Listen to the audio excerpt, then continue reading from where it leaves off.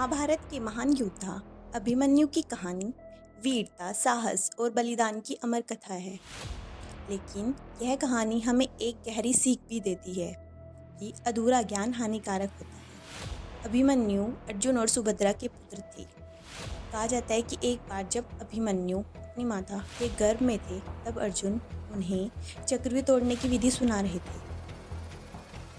अर्जुन ने बताया कि चक्रव्यूह में प्रवेश कैसे किया जाता है, और ये सारी बातें अभिमन्यु बहुत ही ध्यान से सुन रहे थे। लेकिन जैसे ही चक्रव्यूह से बाहर निकलने की विधि बताने की बारी आई, उसी समय सुभद्रा को नींद आ गई और कहानी अधूरी रह गई और अभिमन्यु केवल चक्रव्यूह में प्रवेश करना सीख पाए, बाहर निकलना नहीं। फिर महाभारत के युद्ध का 13वां दिन आया। कौरवों ने भयंकर चक्रव्यूह रचा। उस समय अर्जुन युद्धभूमि के दूसरे छोर पर थे और पांडव सेना चिंतित थी।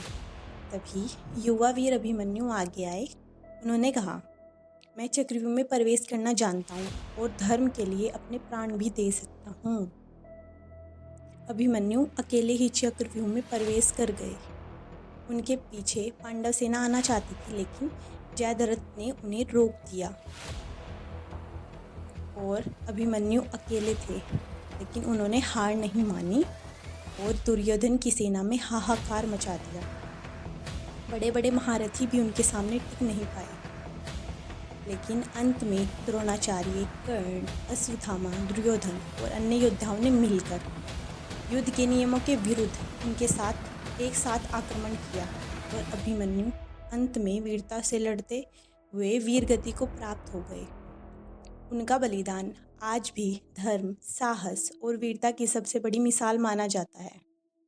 लेकिन अभिमन्यु की कथा में सिखाती है कि अधूरा ज्ञान कभी कभी जीवन का सबसे बड़ा संकट बन जाता है।